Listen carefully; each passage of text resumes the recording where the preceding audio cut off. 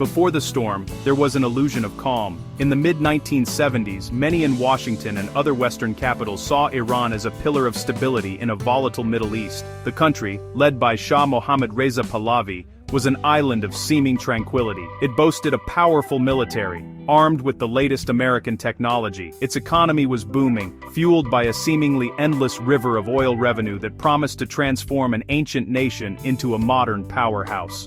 On the surface, Iran looked strong, progressive, and unshakably aligned with the West. This was a nation that seemed to have everything under control, a reliable partner in a complicated world. This perception of strength was carefully cultivated. The Shah hosted extravagant celebrations, like the 2,500-year anniversary of the Persian Empire in 1971, showcasing a rich history and a prosperous future. Foreign dignitaries and journalists saw gleaming new buildings in Tehran, Western-style universities, and women freed from the mandatory veil.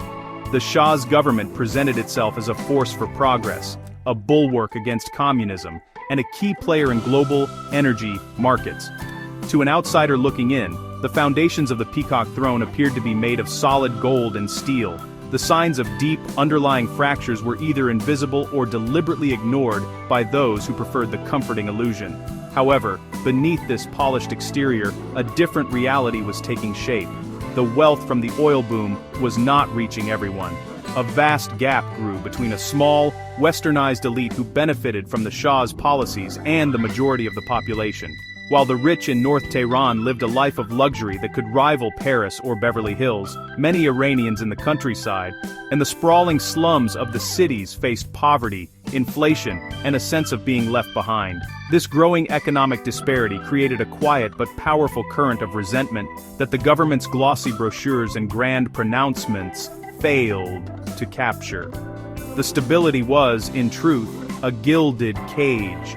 The Shah's regime maintained its grip on power not just through economic promises, but through a pervasive and feared security apparatus.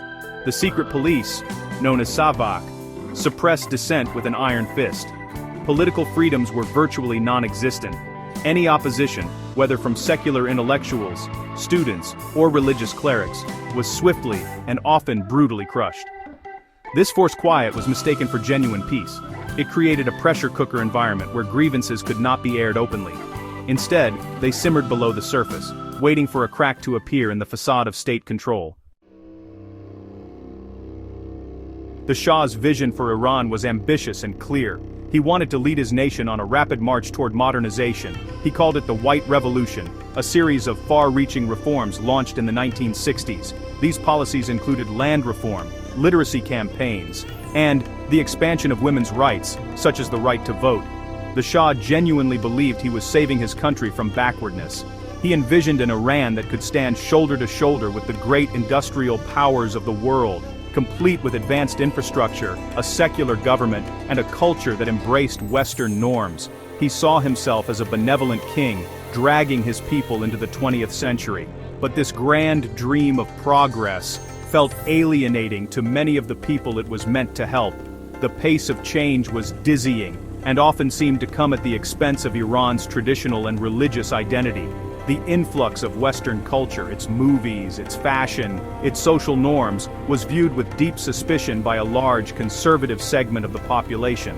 They felt that the Shah was not just building new roads and factories, he was erasing their way of life. The reforms, which looked so good on paper to Western observers, were often implemented without regard for the deep-seated cultural and religious values that had defined Iranian society for centuries. Furthermore, the White Revolution was largely a top-down affair. It was the Shah's revolution, not the people's. There was no room for public debate or participation. Decisions were made in the palace and imposed upon the nation.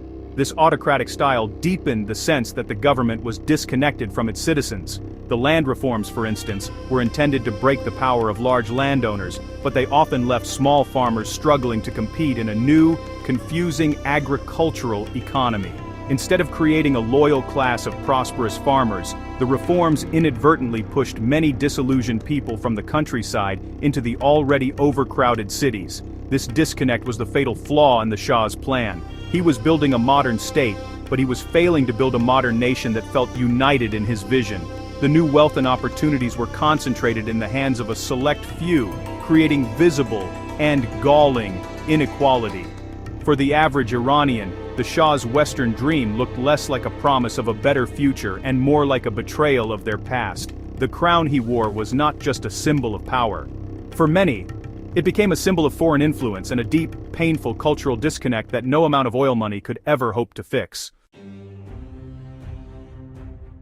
As discontent with the Shah's rule festered, many Iranians began searching for an alternative. They found it not in the secular, Western-style political parties that the Shah had silenced, but in the mosques and religious schools. Here, a powerful narrative was taking hold, one that blended national pride with religious piety. It was a story that painted the Shah as a puppet of the United States, a leader who sold out his country's soul for Western technology and approval.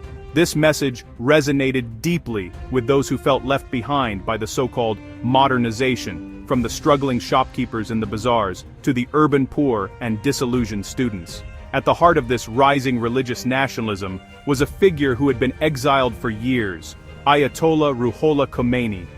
From his base, first in Iraq and later in France, Khomeini's message reached the Iranian people through smuggled cassette tapes. His sermons were not just about religion, they were fiercely political. He spoke in a language that everyone could understand, condemning the corruption of the regime, the excesses of the wealthy elite, and the pervasive American influence. He championed the cause of the oppressed and promised a society based on social justice and Islamic principles.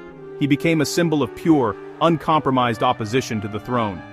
The Shah's government severely underestimated the power of this movement. They saw the clerics as relics of the past, unable to challenge a modern, militarized state. But the religious network was the only truly independent institution left in the country.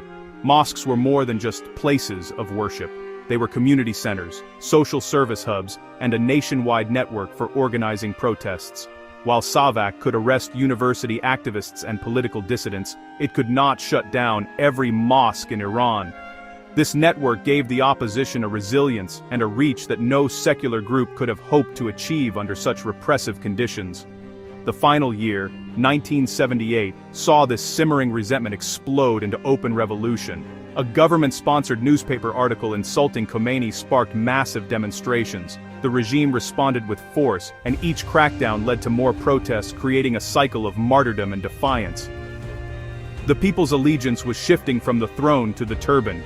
The Shah, isolated and ill with cancer, seemed unable to comprehend the scale of the popular rage directed at him. He had lost the hearts and minds of his people, who now saw their future not in his westernized vision, but in the revolutionary promise of an Islamic republic.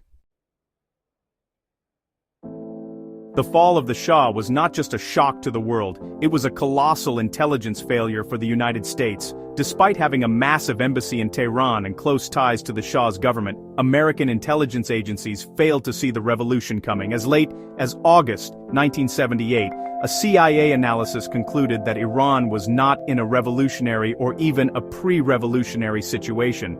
This miscalculation was a classic case of mirror imaging, the tendency for analysts to assume that other societies will behave and react in the same way as their own. They saw the powerful army and the oil wealth and assumed the Shah's position was secure, just as an American president's might be in similar economic circumstances.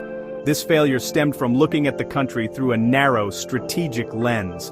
U.S. intelligence focused on the things it could easily measure: the number of tanks in the Iranian army, the barrels of oil produced, and the official statements from the palace. They missed the intangible but far more important factors: the depth of popular resentment, the growing influence of the clergy, and the powerful appeal of Khomeini's message delivered on cassette tapes. They were listening to the Shah, but they were not listening to the Iranian people. The warning signs were there in the form of strikes, protests, and underground sermons, but they were dismissed as minor disturbances rather than the tremors of an impending earthquake. The Iranian Revolution became a powerful model for future uprisings around the world. It demonstrated that even the most heavily armed and seemingly stable authoritarian regimes could be toppled by a popular movement fueled by a potent ideology. It showed that religion could be a powerful force for political mobilization, a lesson not lost on other movements across the Middle East and beyond.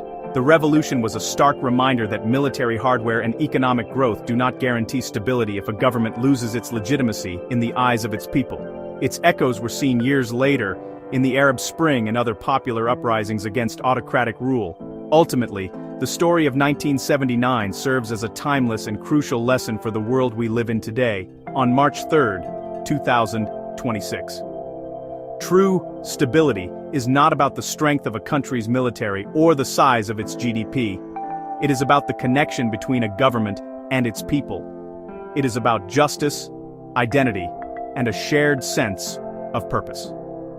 Leaders and intelligence agencies that focus only on the surface, the official reports, the military parades, the gleaming skyscrapers, risk missing the deep currents of change flowing beneath. The greatest threat often comes not from a foreign enemy, but from a population that feels its voice has been silenced and its dignity ignored. Find the link to the book in the description below.